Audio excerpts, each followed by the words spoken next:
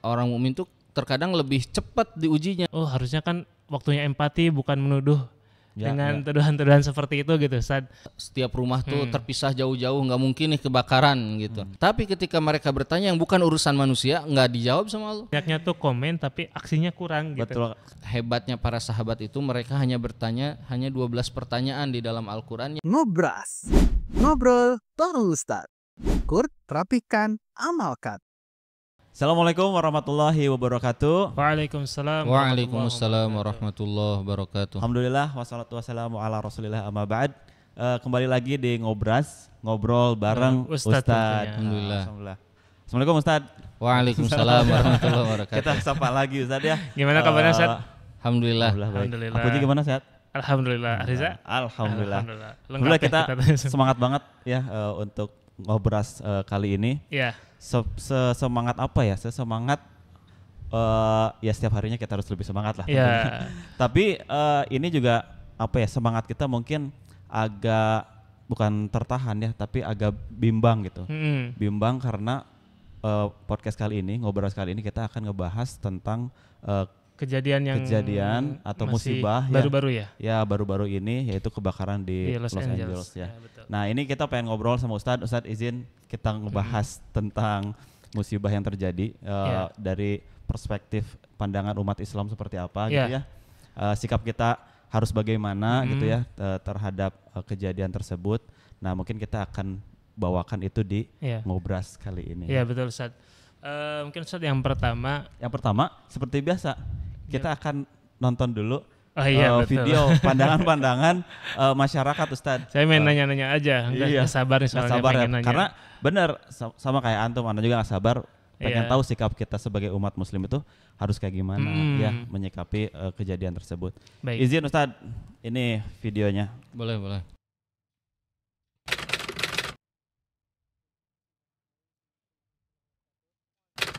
Terus terang sebetulnya saya nggak begitu ngikutin, cuma tahu ada kebakaran, salah satu tragedi terbesar mungkin yang dialami Amerika, sebagai bahan mawas diri bagi diri kita. Apa yang terjadi di situ bisa juga terjadi di daerah kita. Padahal di situ kan terkenal sebagai daerah yang cukup elit. Dalam waktu yang sangat singkat habis semua itu. Terlihatlah di situ kalau bagi saya betapa lemahnya usaha manusia. Saya tahu ini kayaknya mah bukan musibah ya dianggapnya, soalnya Los Angeles baru 2 hari aja udah huru-hara gitu, apalagi Gaza yang udah berpuluh-puluh tahun dibombardir gitu. Nggak seimbang, walaupun itu udah kebakar separohnya, tapi harusnya mah mungkin semua.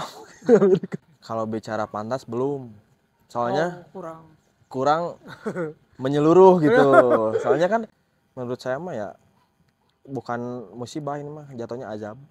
Saya pernah lihat dari salah satu situs, mungkin itu karena entah 2 pekan atau 1 pekan sebelum kebakaran itu ada salah satu pemerintahnya yang meledek Tuhan. Mungkin ada faktor dari itu, atau mungkin karena angin kencang, mungkin ada faktor dari itu. Atau banyak orang yang berpoya-poya, kan mungkin Los Angeles terpandang dari sudut banyak kriminalnya ya. Mungkin itu salah satu pengingat dari Allah. Allah memberikan contoh nyata dari salah satu ayatnya kepada Los Angeles.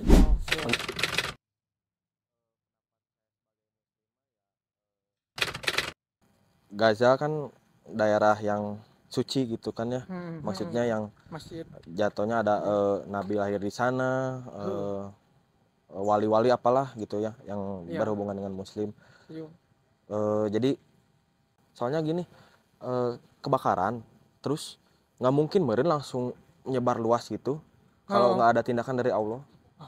Ketika kita bermaksiat atau ketika suatu kaum itu melakukan keburukan, itu yang ditimpa itu tidak hanya orang-orang yang bermaksiat. Ya, ini termasuk juga orang-orang soleh di dalamnya akan menerima itu. Itu mereka harusnya sadar, begitulah rasa pahitnya kehilangan rumah. Tapi kan beda statusnya. Orang soleh menerima itu sebagai musibah. Bagi orang-orang yang bermaksiat kepada Allah, apalagi menentang kufur, itu bagi mereka adab harusnya. Allah pernah menegaskan dalam salah satu surat, nanti di akhir zaman akan ada angin yang mengandung api. Nah, kan faktor menyebarnya kebakaran di Los Angeles itu karena tingginya tekanan angin. Mungkin karma. Ya. Ya. Masya Allah. Tanggapan terkait video yang baru saja kita tonton tadi, Ustaz? Ya. Jadi itu kan ini pertanyaan-pertanyaan ke masyarakat terkait dengan kejadian di Amerika ya. Betul, Ustaz. Pertama gini, Muslim itu sebetulnya wajib mengimani semua yang ada di alam semesta ini terjadi karena kehendak Allah Subhanahu wa taala. Jadi kita tidak akan fokus menjelaskan tentang Los Angeles-nya. Karena kan kita juga tidak ngerti tentang orang-orang di sana. Betul, seperti apa ya. Kalau nggak salah ada beberapa seperti imam di Amerika yang mengungkapkan keadaan-keadaan di sana, mungkin itu bisa jadi rujukan. Tapi saya ingin menyampaikan terkait dengan sikap seorang muslim dan juga bagaimana kita menyikapi keadaan-keadaan seperti ini. Betul, Ustaz. Nah, yang pertama ya Allah mengatakan di dalam Al-Quran, wa ma asobakum min musibatin fabiidnillah. Tidak ada yang menimpa kalian musibah apapun melainkan itu atas izin Allah Subhanahu wa taala. Jadi mukmin itu harus mengimani dan wajib bahwa semua yang ada di alam semesta ini adalah makhluk Allah. Angin, api itu makhluk Allah. Ya, hujan makhluk Allah, air makhluk Allah.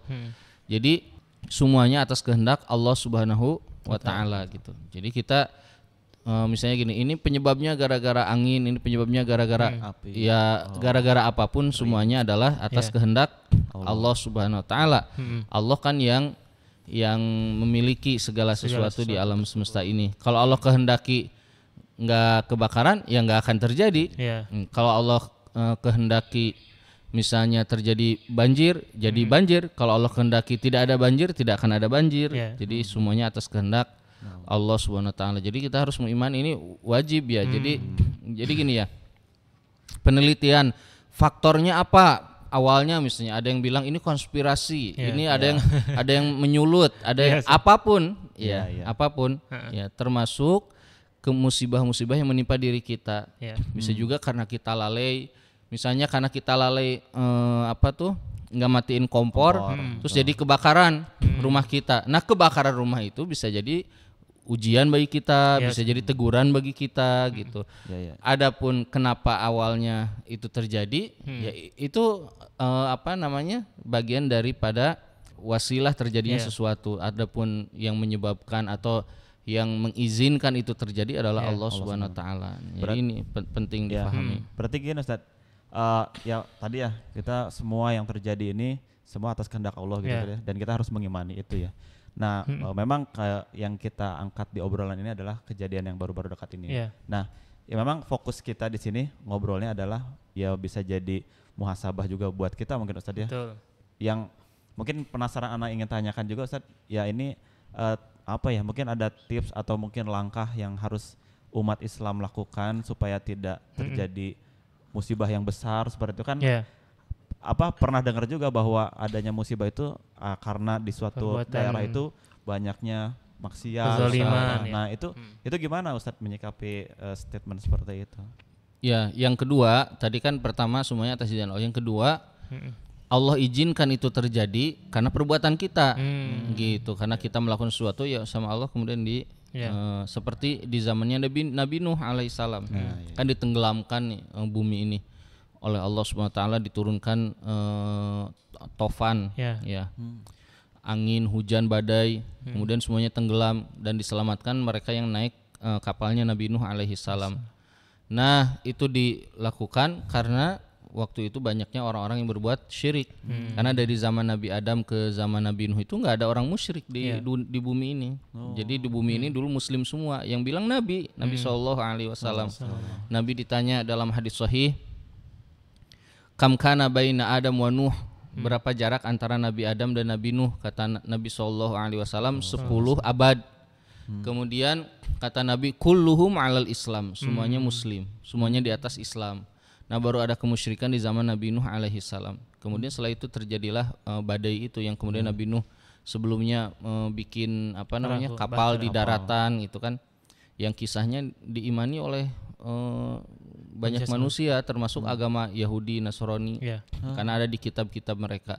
Nah, jadi dalilnya apa? Dalilnya di Al-Quran juga Allah mengatakan wa ma asobakum mim musibatin fabima kasabat aidinas. Tidak ada musibah yang menimpa kalian melainkan karena perbuatan manusia.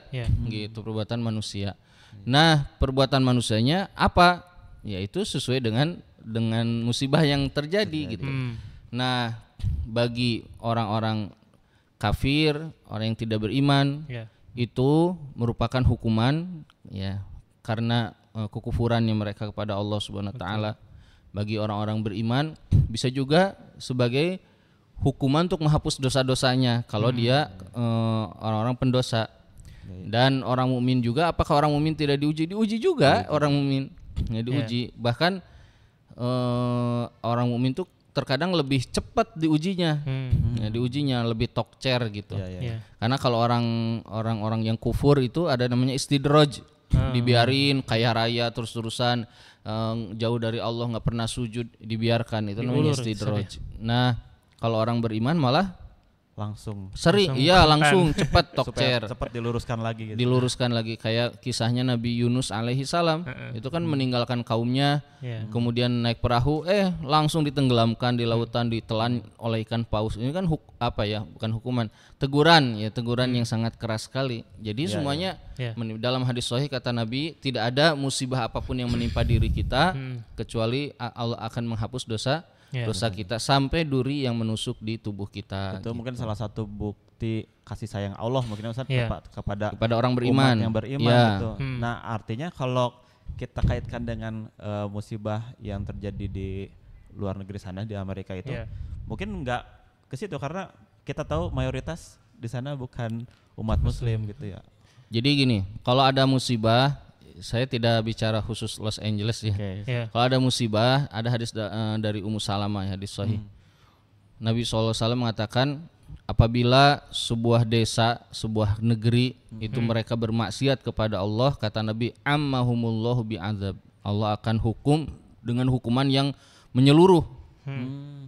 Kemudian kata Ummu Salamah, ya Rasulullah, bukankah di dalamnya bisa jadi ada orang-orang soleh? Gitu. Gimana?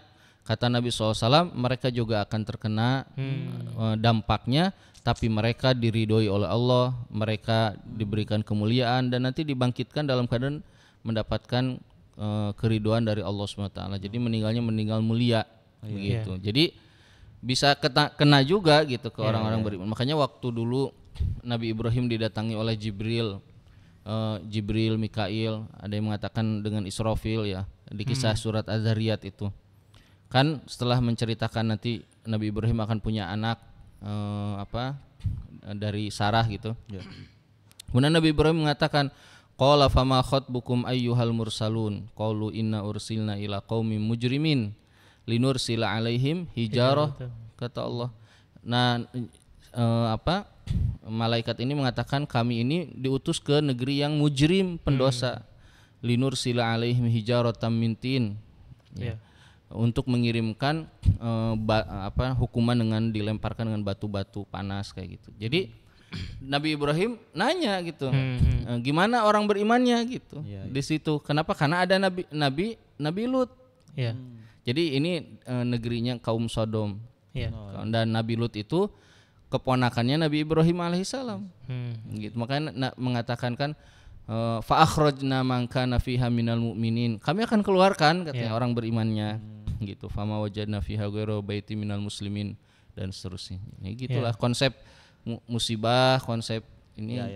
Ya artinya kita disclaimer bukan fokus ke kejadian Los Angeles ya Ustaz, tapi dimanapun itu pasti itu bisa saja terjadi atas izin Allah gitu ya. Berarti Ustaz, kalau kita tarik kesimpulan, kita bisa mengatakan atau mungkin penjelasannya Ustaz, membedakan mana yang disebutnya ujian atau musibah dan mana yang disebutnya ini azab ataupun ya hukuman dari Allah Subhanahu wa taala gitu Ustaz. Ya kalau ke orang-orang kufur tidak pernah sujud kepada Allah, tidak beriman kepada Allah, ya itu hukuman ya. Karena mereka kufur gimana? Manusia Allah yang menciptakan, Allah yang ngasih rezeki. Kemudian mereka kufur, ya Allah punya hak untuk melakukan itu. Nah, jadi kejadian misalnya kayak negeri yang paling aman, paling indah, paling cantik, paling kaya raya, bisa hancur dari zaman dulu juga sudah ada. Di dalam surat An-Nahl itu Allah berfirman, wa daraballahu masalan qaryatan kanat aminatan mutmainnah ya'tiha rizquha ragadan min kulli makan. Kata Allah, Allah memberikan permisalan sebuah negeri yang sangat aman sekali. Kaya raya, dari mana-mana rezekinya ada. Pokoknya ini negeri yang merasa ini paling negeri hebat. Rumahnya setiap rumah tuh terpisah jauh-jauh, nggak mungkin nih kebakaran gitu. Atau rumahnya terbuat dari apa, nggak mungkin kena gempa dan seterusnya. Kemudian fakafarat bi an umillah. Kemudian mereka kufur dengan nikmat yang sudah Allah berikan. Allah ngasih nikmat, mereka tidak mau beriman. Allah ngasih rezeki, mereka tidak mau beriman, malah mereka menantang Allah. Kemudian kata Allah, kemudian fa'adzaqahumullahu libasal ju'i wal khauf. Allah kemudian ganti itu nikmat itu dengan apa? Dengan hukuman berupa kelaparan, kecemasan, rasa takut. Ya termasuk ya musibah-musibah yang ada. Ini dulu ada di negeri Yaman. Jadi ayat ini tuh pernah terjadi di negeri Yaman. Bahkan dulu ada sebuah negeri orang-orang kaya yang kemudian kebunnya habis terbakar dalam semalam. Itu dikisahkan di surat Al-Qalam. Di surat Al-Qalam, inna balaunahum kama balauna ashabal jannati id aqsamu la yasrimunnaha musbihin wala yastathnun, dan seterusnya. Nah, ketika mereka kufur, nggak mau mensyukuri, pokoknya kufur sama Allah lah. Kemudian nggak mau, bahkan orang miskin tuh nggak boleh masuk kebun mereka yang sangat luas sekali. Ketika besoknya mereka datang ke situ, kemudian udah habis kebunnya, udah habis, sudah terbakar, sampai mereka mengatakan inna ladolun, katanya ini kita tersesat, kayaknya bukan kebun kita, katanya gitu.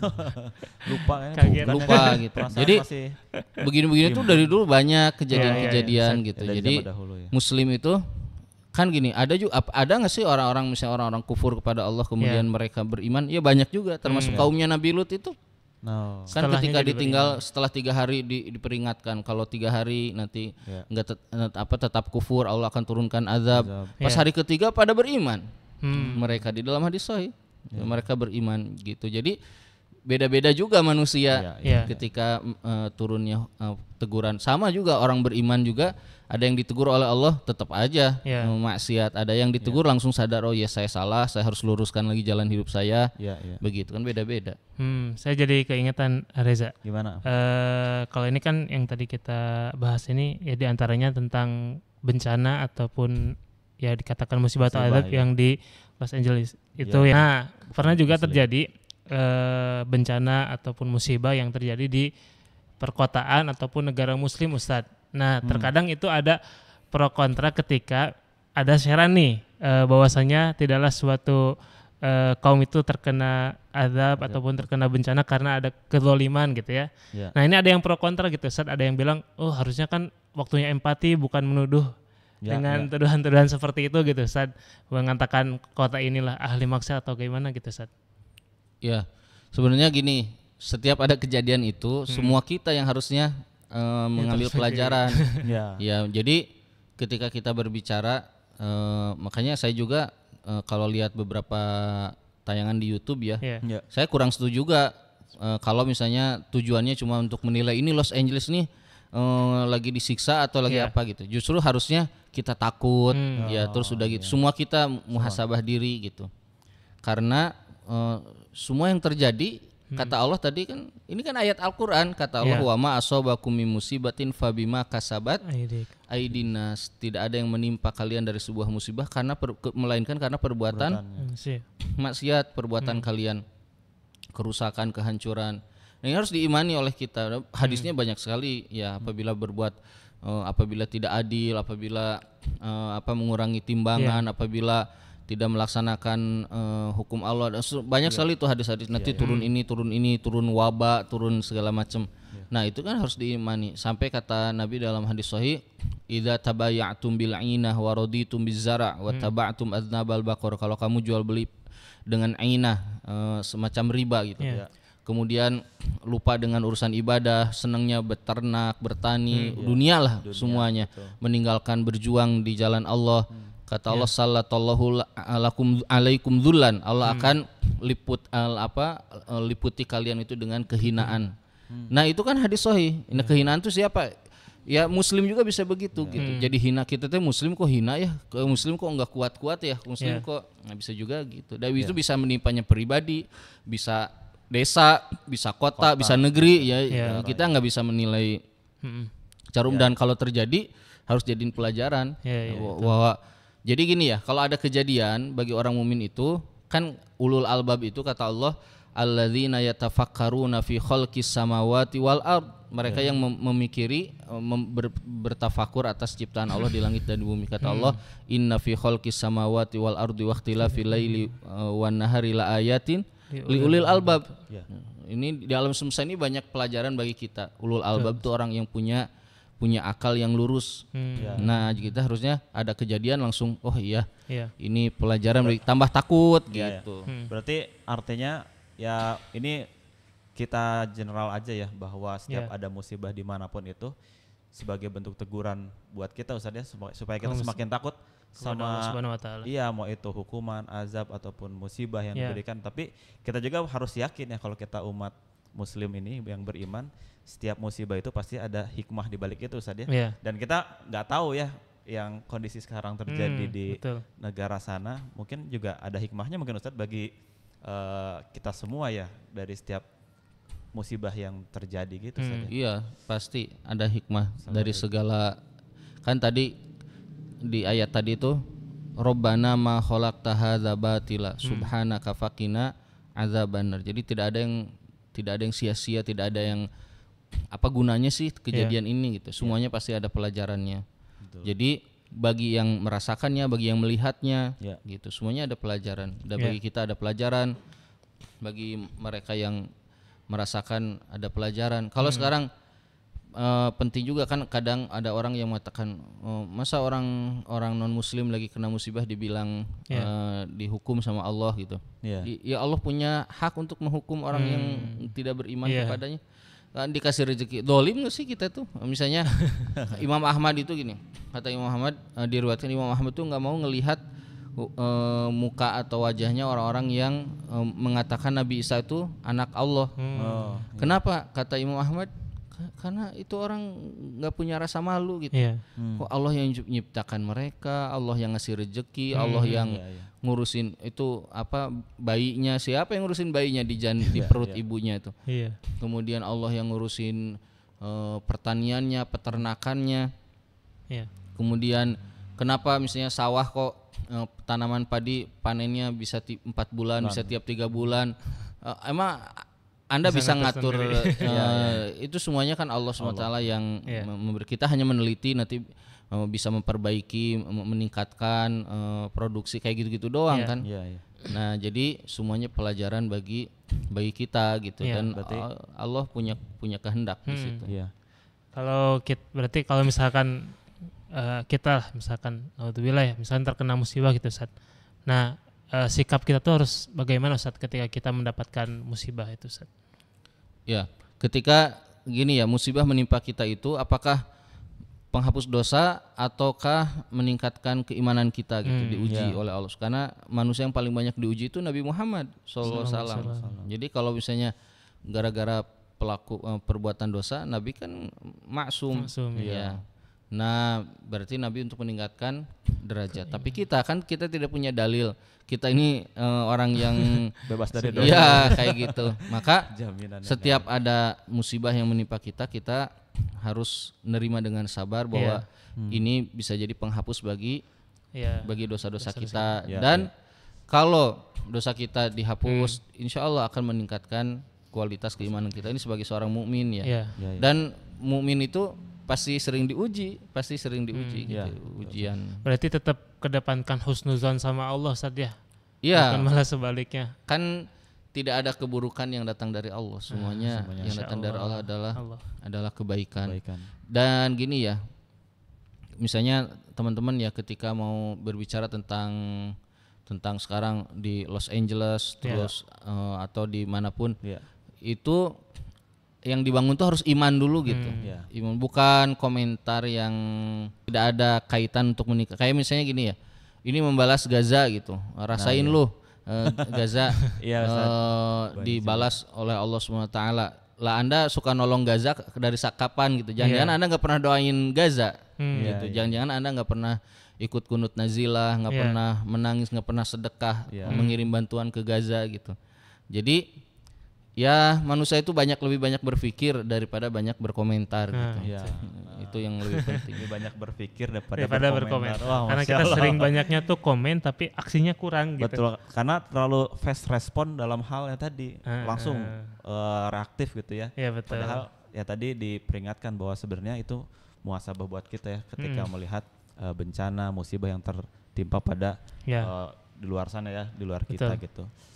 Gitu, Puji. Kalau dari anak Ustadz sebenarnya gini ya, tadi setuju Ustadz, memang berseliweran ya di media sosial, karena kan kenapa kita ngobrol kayak gini gitu ya, kemudian kita share di sosmed, karena emang zaman sekarang banyaknya mainnya di sosmed, gitu ya. Maka ini Ana juga berharap ya kepada Allah Subhanahu Wa Taala agar bisa jadi wasilah kepada kita semua, bahwa setiap kita mau bertindak itu mungkin ya dipikirkan dulu lah, ini bermanfaat nggak buat diri kita, mungkin gitu Ustadz ya. Kayaknya kalau orang semua punya pemikiran gitu kayaknya akan damai-damai aja gitu karena tadi Ustadz benar banyak yang berkomentar mudah komentar ya tadi mungkin ya salah satunya Akang yang berkomentar di sosial eksperimen itu ya.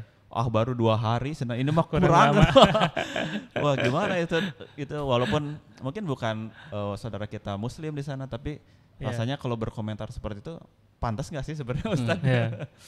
Pertama gini ya, kalau ada musibah atau disebutnya bencana ya, bencana menimpa sebuah negeri, bahkan walaupun itu misalnya udah jelas itu azab dari Allah gitu, karena misalnya orang-orang berbuat kekufuran kepada Allah SWT.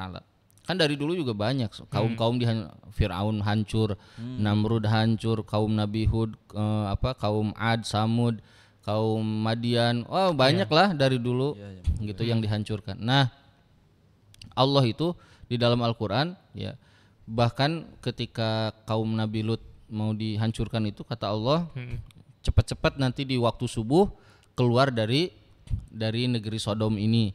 Kemudian kata Allah SWT, wala yaltafit ya, dan jangan di antara kalian nanti nengok ke belakang. Ahadun wamdu haitsu tumarun, jangan nengok ke belakang, jalan aja. Jangan ngelihatin, misalnya dilihatin, rasain lo sekarang saya selamat gitu. Itu urusan Allah sama manusia.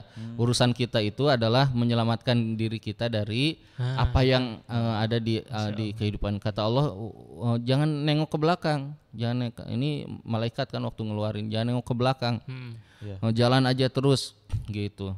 Dan nanti Allah akan menyelamatkan, kecuali istri kamu tidak akan diselamatkan, itu dia termasuk ke dalam golongan itu. Dan jangan nengok. Dan jadi fokusnya kayak gitu. Nah misalnya gini, kalau ada orang jahat kepada saudara kita yang muslim, kita harus marah? Ya harus. Itu juga di satu sisi. Misalnya saudara kita dibunuh, dulu Nabi SAW mengirim pasukan gara-gara ada sahabi yang dibunuh. Kenapa? Karena itu kemungkaran, kezaliman. Masa sekarang kalau muslim dibunuh harus toleransi, kalau orang lain dibunuh, yang non muslim dibunuh kita harus minta maaf, kita harus dihukum. Itu toleransi apanya? Itu bahkan sangat tidak demokratis gitu, dan pas standar ganda gitu. Ya harusnya kalau saudara kita dizalimi kita marah. Ya sama seperti misalnya kita punya adik dizalimi, ya kita marah. Ya kita marah. Nah termasuk saudara kita di Gaza, saudara kita di beberapa tempat, kan bukan hanya di Palestina, banyak yang dizalimi. Kita harus marah, kita marah. Dan kita gimana caranya? Ini ngebales nggak bisa, nolong nggak bisa.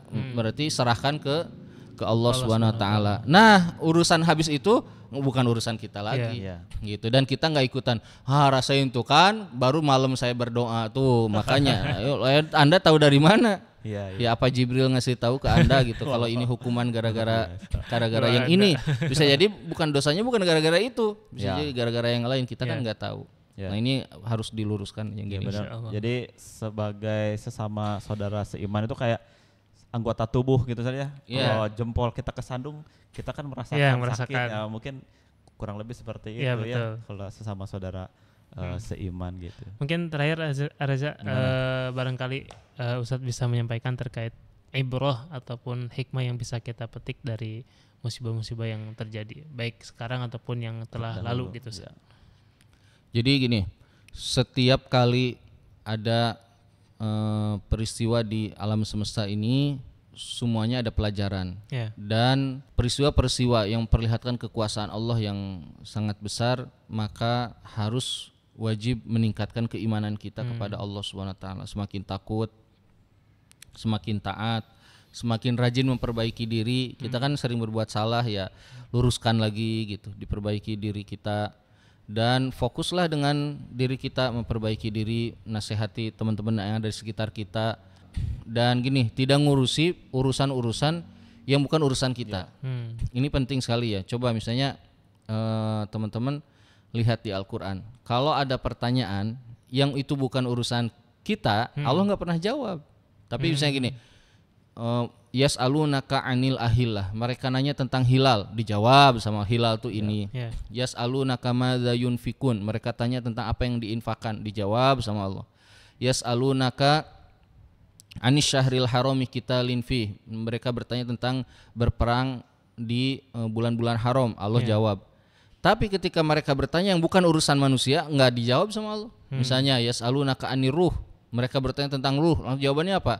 Katakanlah ruh urusan aku. Gitu, nggak dijelasin. Yas'alunaka misalnya anisa, kata Allah katakanlah hari kiamat itu milik Allah. Gitu. Maknanya apa? Anda fokus sama urusan Anda aja deh. Itu yang lain tuh urusan serahin aja sama Allah. Kalau bukan yang ranah kita berarti enggak usah. Makanya di dalam Al-Qur'an kalau tidak salah Abdullah bin Abbas ya mengatakan hebatnya para sahabat itu mereka hanya bertanya 12 pertanyaan di dalam Al-Qur'an yang semuanya berkaitan dengan kebutuhan diri kita sendiri. Urusan coba yang nanya tentang kapan hari kiamat, apa itu ruh, bukan sahabat, itu orang-orang kafir. Gitu. Sahabat tuh nggak pernah nanya yang gitu-gitu, karena itu urusan Allah. Gitu. Ya, alhamdulillah. Nih banyak sekali insight yang kita faedahnya tentu dari berbagai musibah yang baru atau yang sudah lama terjadi. Ini kedepannya mungkin kita udah punya gambaran gimana kita harus bersikap, bertindak dan sebagainya ya.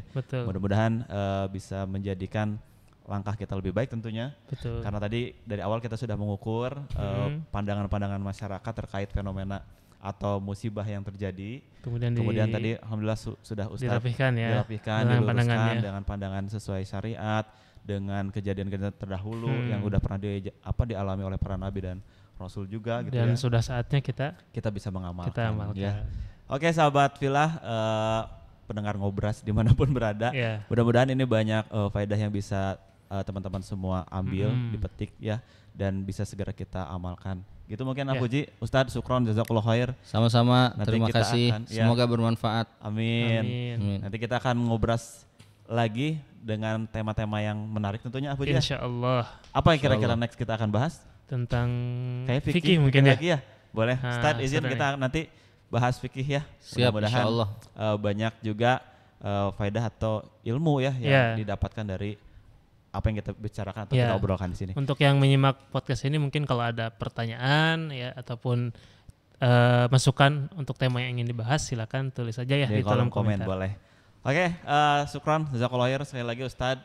Kita akhiri Ngobras kali ini.